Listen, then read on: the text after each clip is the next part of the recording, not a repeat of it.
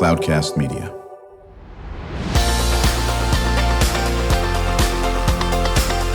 Drew Schlosberg Spotlight on the Community Show, amplifying the voices of social impact organizations, entrepreneurs, local nonprofits, and other community champions who shape the culture, creativity, and connectivity of San Diego. Brought to you by Mission Fed Credit Union, bringing good things to San Diego for over 60 years. Learn more about what is good for you and good for all by visiting www.missionfed.com. I'm Drew Schlosberg of Cloudcast Media. When we have this group in, it is going to be a lively interview. We're chatting about the iconic National University. Our frequent guest, honored to have him back on the show, Dr. Mark Milliron. He is the president and CEO. Mark, it's always good to have you in. Drew, thank you for having us back. The content you provide is just as spectacular, and joined by somebody I've known because our good friend Nancy Rowland, 40-plus year senior level person at National University, has brought her to our SDMAC breakfast, and that's Meg O'Grady. She is the Senior VP of Military and Government Programs. How you doing, Meg? Very well. Thanks for having us today. Good to see you in the studio, and joined by my co-host, Kristen Fogel. Kristen is the Executive Director of San Diego Writers, Inc. They are celebrating their 20th anniversary in Liberty Station. How you doing there, Kristen? I'm doing well, thanks. How are you? I'm doing just great over here. So, Mark, let's get it kicked off. We always want to give a little bit of a tour of what NU is all about. Folks have been around for, if I'm doing the math right, 53 years. 53 years, yeah. National University, as we've talked about before, is of San Diego and is a creature of the education ecosystem in terms of trying to be the difference maker for non-traditional working and military students. Our entire focus is on trying to open pathways to possibilities for those kinds of students. And what's been wonderful about from our very beginning, we were founded by a Navy captain PhD who really wanted to open pathways to possibility for military students in particular. And we realized, hey, this is actually pretty useful for working students and non-traditional students.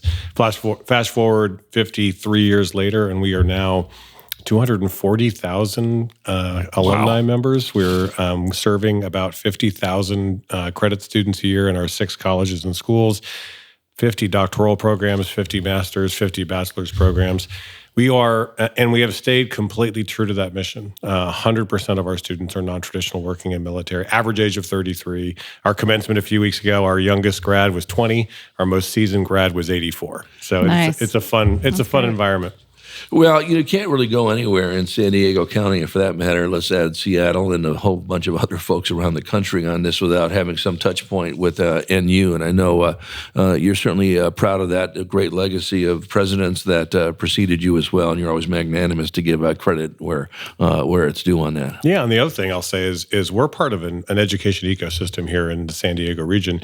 There are powerful players, whether it's Southwestern College, San Diego Community Colleges, Miracosta, Palomar, but then you've got San Diego State, UC, San Diego. And for us, we're a part of the family of options for our students. We always say that if you're an 18-year-old who wants an on-campus experience, for the love of God, don't come to National. That's not us. But later in life, when you are working full-time and you want to be able to get that master's degree or that doctorate degree, that's the place, doctorate degree, that's the place for us to step in and help you. Yeah, without question. Kristen? Yeah, that's great. And I mean, that obviously serves a need for so many individuals, right? So many people have to work, have different life experiences.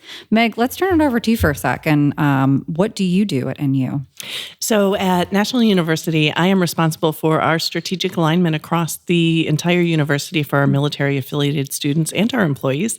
About 30% of our students are military-affiliated in some way, whether that's service members, veterans, or military spouses and family members. We are looking to ensure that they have the flexible options and the ability to take part in the culture that is part of our DNA. And so we look at community engagement with those organizations in the community that can provide whole human resources for our students. We want to hire more military spouses, veterans into our staff and faculty, and we ensure that our military students have the opportunity to take their degree programs or any programs that they want to take, whether it's a certificate to a doctoral degree, in the way that matters to them. And so we provide flexible options for them, whether they're deploying or moving. And as a military spouse myself for 23 years, I moved 17 times. So I wish I would have known about National University at that time. I do want to make sure we brag on Meg. She is not only has been a military spouse, she's a West Point grad. She is, which she never ceases to tell our Navy folks. I keep it pretty quiet around here. And she's right. I mean, half of our undergrad population is military affiliated. Right. A third of our entire population. And military affiliated, make sure we define that. That is active duty, that is veteran, and that is family members, spouses and others. And for us, it's making sure we've got the family of options that can help them, meet them where they are and take them where they need to go. And that's you've got very, kind of new folks coming out of the military who are transitioning. You've got people who are in the military who are trying to advance. You've got veterans who are trying to come back and get doctoral degrees and master's degrees. So we've got to be on our game to make sure we're meeting those needs. Well, and it's a perfect storm. You folks were founded by a military guy in 1971, and we're in the largest military port in the country, between the Navy and the Marines and the Coast Guard, and it's just a perfect way of doing this. And you hit something that's really critical, Meg. I know Kristen has a question for you also sort of in this vein, but and you brought this up about with military spouses, and we know it's a challenge in that aspect of it. 17 times you move into an area, who do we know that's coming in here? But talk about something that is just seems obvious to us folk who are involved with the military. Honored to have Mark Milliron join us at SDMAC breakfast, and I think those are pretty fruitful areas. But what these veterans and what the active duty give to us and what they can contribute to the community is huge. Talk about that. Absolutely. So if you start with military spouses, we're talking about a population that has an unemployment rate of 6 times their civilian counterparts. And so they're constantly on the move, and we want to be able to provide them with opportunities, not only for education, but the career opportunities that are there for them. And so we're very intentional about working with organizations that help military spouses with resources to find employment. And in fact, when we say we have a lot of working students, a lot of our military spouses come to us because at that time they may not be able to find a job. And so they'll come and find education, and we want to help them as soon as they get to us find something that makes sense for them. And that kind of leads to that transition piece. So it really is a national security issue for us to be able to provide education and training and careers for military spouses, because those spouses, if they're not happy, we say all those conversations happen at the kitchen table. So it really does affect retention, and it affects that family when they transition out. If that military spouse has some security, whether it's financial or career, or even just socially and emotionally, that provides a cushion of security for that veteran or service member who's transitioning into the community. And so we want to find those career opportunities for them. And equally important on this is the fact that, and we talk about this quite a bit on our military show, is that when the service member, male or female, are deployed, you know this better than anybody, they don't have to worry about their family back here. And so we're in good hands because National University is working with our spouses. I got enough to worry about in Iraq or Afghanistan or Pakistan. We hear this all the time. I don't need to be having my eyeballs off the game when we're doing that. Talk about how important that is. Yeah. And in fact, on my team, I have a military spouse that we've moved 3 times. She's super valuable to our team, and we've been able to work with her as her husband has moved from Fort Bliss to Alabama to other places. And so we understand that is a readiness issue, because if you're thinking about what's going on at home when you're trying to do your job somewhere else, it really affects the entire unit. Yeah, with that question, we are chatting with Meg O'Grady. She's the Senior VP of Military and Government Programs, National University, joined by her colleague, Dr. Mark Milliron. He is the President and CEO of National University. I'm Drew Schlosberg of Cloudcast Media. You're listening to another edition of the Drew Schlosberg Spotlight on the Community Show. We are the nation's longest-running community podcast. We're now in our 18th year. Brought to you by Mission Fed Credit Union for 6 decades, doing great things for us folk living in San Diego County. Joined by my co-host, Kristen Fogel, the Executive Director of San Diego Writers, Inc., celebrating their 20th anniversary. Kristen? Yeah. I'm loving this idea of this, it being a national security issue. I would not have thought about it in that sort of framework. And also just how stabilizing education can be, when you're moving place to place to place. I saw in the notes here that just last month you were awarded this $250,000 military spouse scholarship. Yes. Can you talk a little bit about that and what the impact of that will make for those spouses? Absolutely. So those military spouses, each of them received a $10,000 scholarship for National University. We call it the Whisper Scholarship. We have a student named Whisper who overcame many challenges to achieve her master's degree with us, and now she's a counselor in the community. So we love that we have folks that are coming out of our education and going right into the community and working. And she's working with military mental health, which, as we all know, is a real issue and a challenge for a lot of military members. The other thing that I would say around the career piece is that we work with several community organizations that are nationwide and have a national footprint, but also have a small community chapter within each of the communities that we serve, whether it's Texas or Arizona or Florida or California. And so organizations like Hiring Our Heroes or organizations like the Department of Labor, where we work with apprenticeships and other organizations that will allow us to find career opportunities for those veterans in active duty before they get out, so that, again, they have that cushion of security as they move through. That's wonderful. Yeah. There's something special about the focus on the military that is related to work we do with working students and also with people who just enjoy non-traditional models. For military folks, whether they're active duty veterans who need flexibility or spouses, the ability not to have to wait for the winter term or the fall term, but you can actually start whenever it's time for you to start. And that is a big deal. And the fact that you can take 4-week courses, 8-week courses, you can have, our grad model runs on an Oxford model. It's a 1-to-1 kind of faculty model. So it works incredibly flexibly for those students. That flexibility is key. The fact that we're in all 50 states, the fact that we can travel with those students, the fact that we have whole human supports, mental health supports, and all kinds of career connections into major corporations and the rest.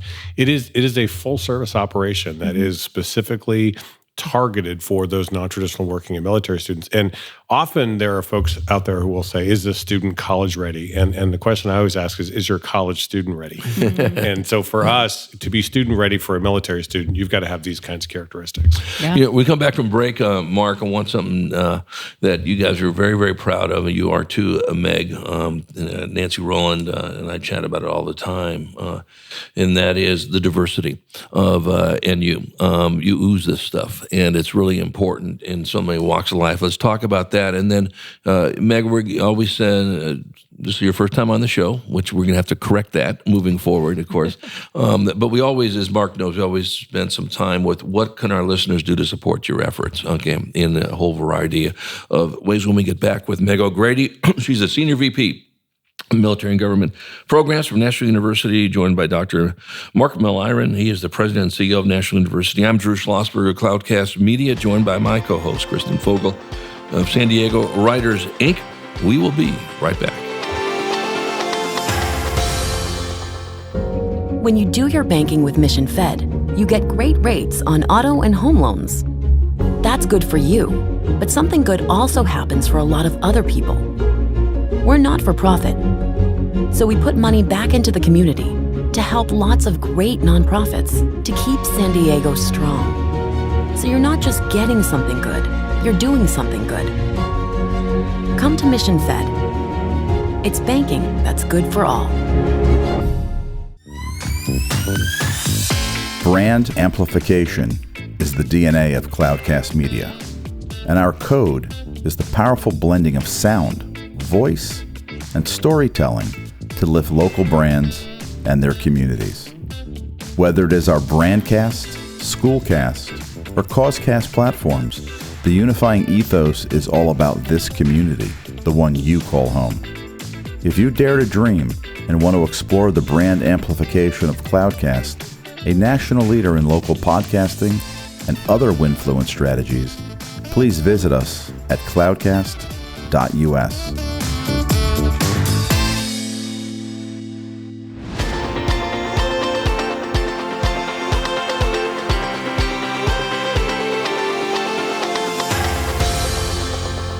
I'm Drew Schlosberg of Cloudcast Media. We are listening to another edition of the Drew Schlosberg Spotlight on the Community Show, the nation's longest-running community podcast, now in our 18th year. Brought to you by Mission Fed Credit Union for 6 decades, doing great things for us folk living in San Diego County. Honored to have back in the studio with us today our friends from National University, Dr. Mark Milliron. He is the president and CEO, joined by his colleague Meg O'Grady, Senior VP of Military and Government Programs, joined by my co-host, Kristen Fogel, Executive Director of San Diego Writers, Inc. Right before break, we just talked about something that is so important to NU, and you guys walk the talk and do everything in between, and that's diversity. Talk about that. Yeah, our student population is roughly 70% diverse, all different kinds of backgrounds. And for us, diversity is defined broadly, because it's a combination of racial diversity, but it's also age diversity. We're also talking about low-income first generation, but you also have folks who are kind of rock stars and well-resourced who just want a flexible model. So you end up having the ability to kind of flex and be able to create pathways to possibility for folks in very different conditions. And part of our whole human education framework, the idea is you meet the right student at the right time with the right support in the right way. And to do that, you need to understand, hey, this student is just a rock star. What they need is flexibility. They need you to get out of the way, right? This student actually needs a lot of scaffolding. They might need some, housing support or some kind of scholarshiping or whatever it's going to be, not to mention some other kinds of academic alignment. And we can kind of step in, and we like the term scaffolding because scaffolding's there when you need it, and as you get stronger, the scaffolding goes away. Right. And so for us, we've always been open to the idea of bringing people from lots of different backgrounds in. So we're one of the nation's largest nonprofit, independent HSIs, MSIs, very focused on trying to make sure that we are closing all equity gaps so that students are.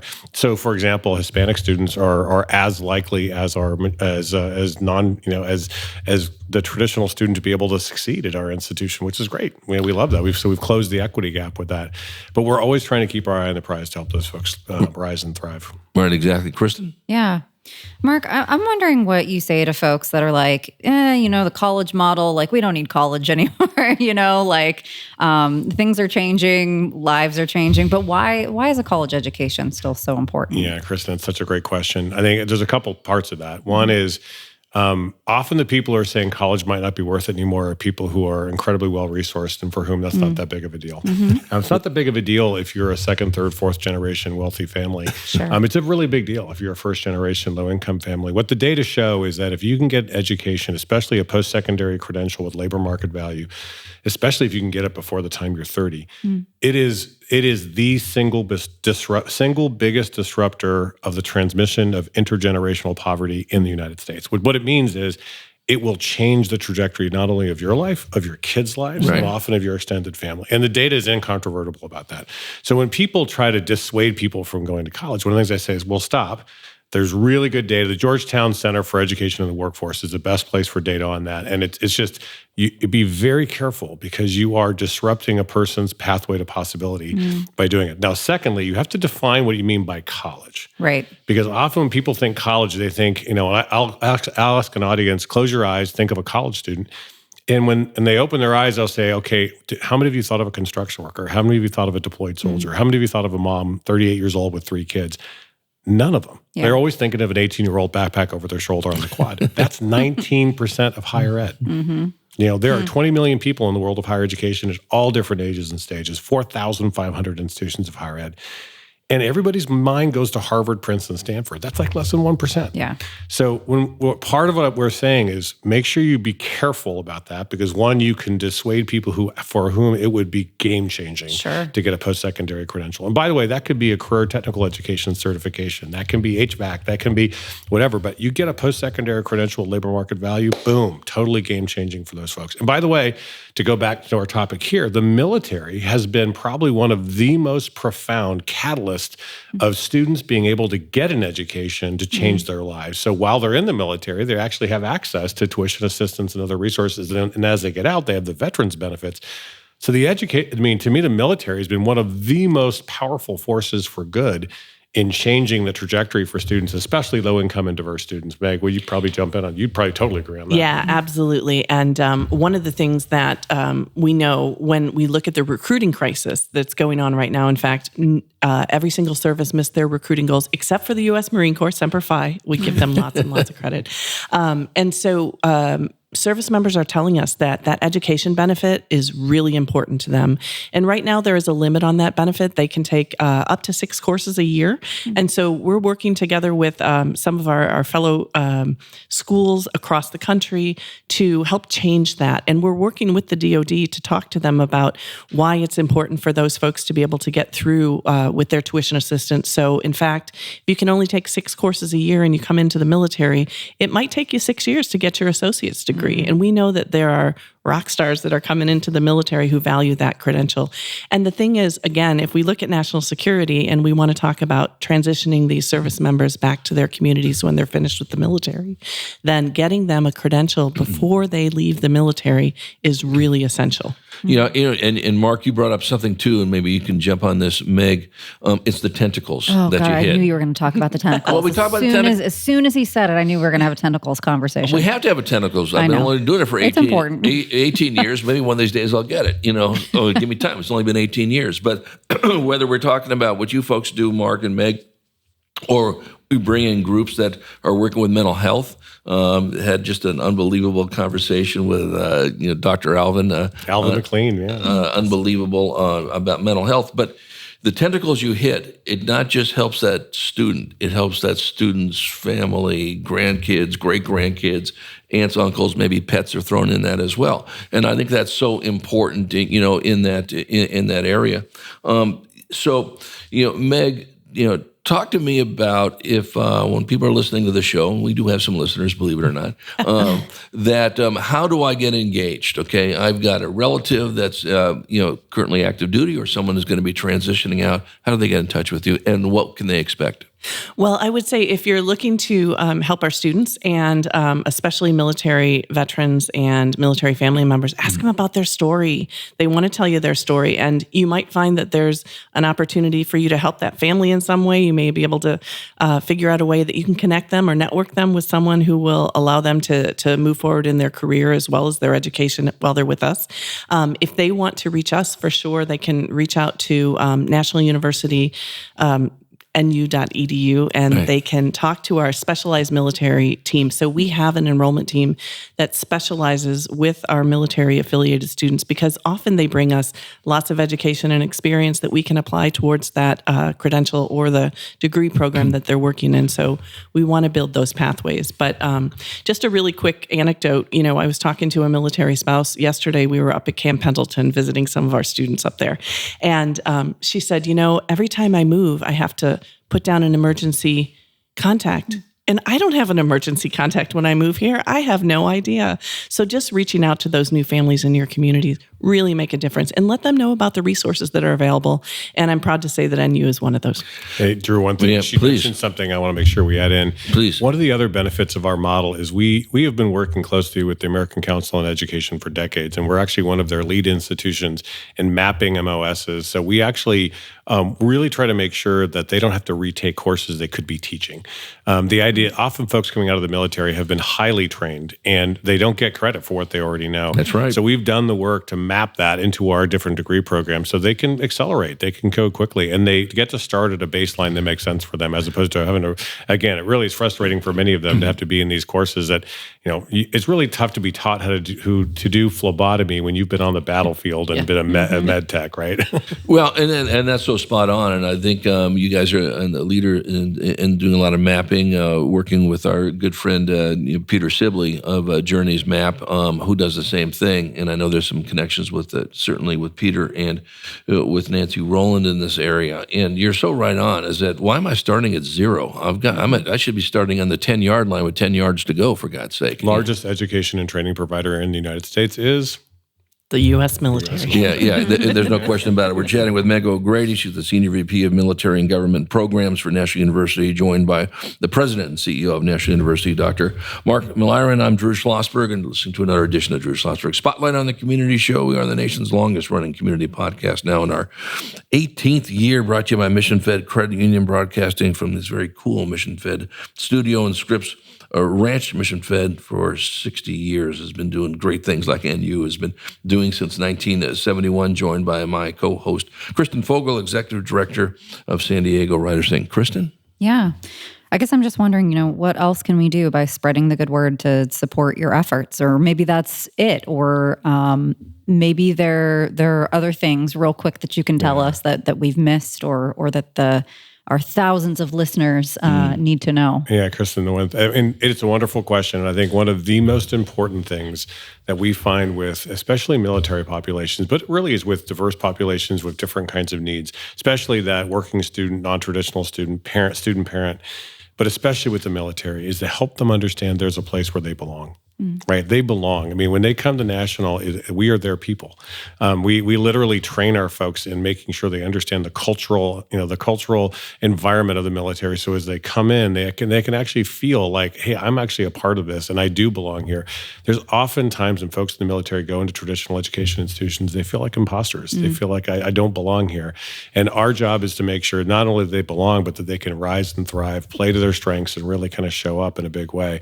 Meg, and just to brag on her, she has been an amazing advocate for us, especially with the spouses and especially with making sure we do training like psych armor training to make sure every faculty member, every staff member is really kind of grounded in kind of the history and culture and understanding of the military. So we do have that kind of sense of belonging. Yeah, we actually partner with a nonprofit here right in the community called Psych Armor, and they provide cultural competency training for a variety of organizations, to include the VA and several of the TRICARE medical providers. And so we think it's really important. And we've rolled out that training, and I can't tell you how enthusiastic our staff and faculty have been, and really, really just excited to say, I want to know about the challenges, but also the value that these military students bring to the classroom.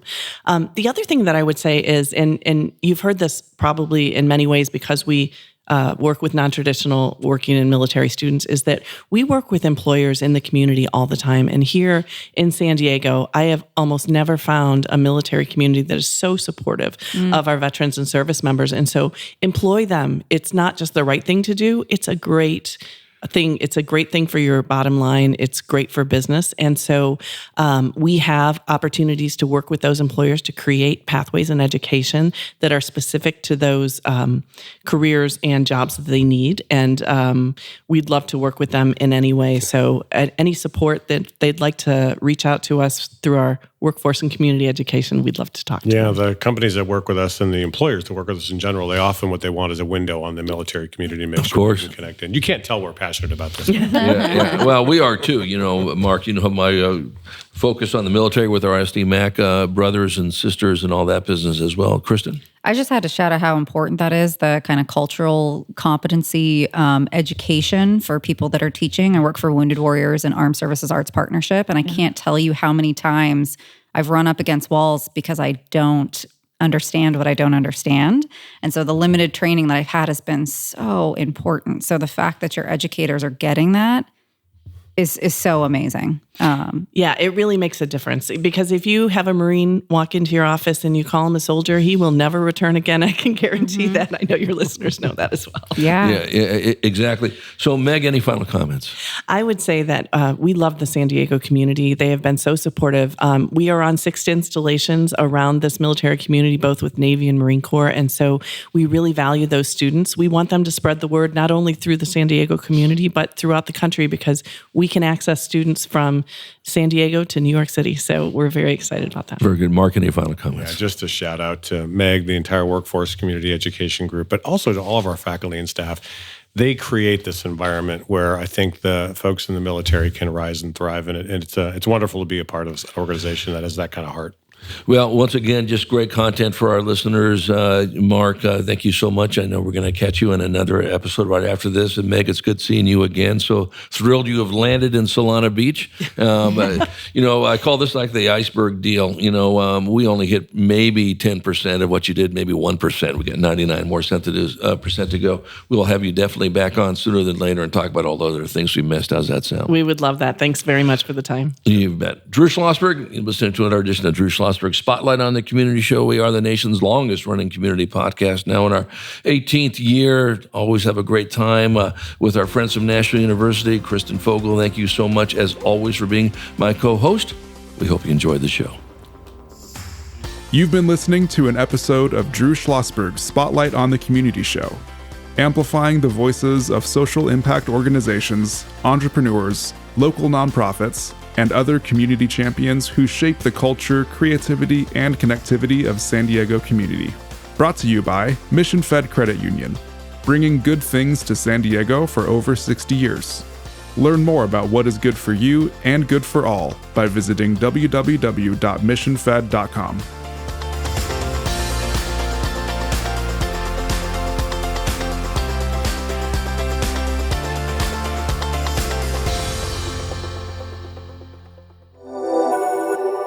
Cloudcast Media.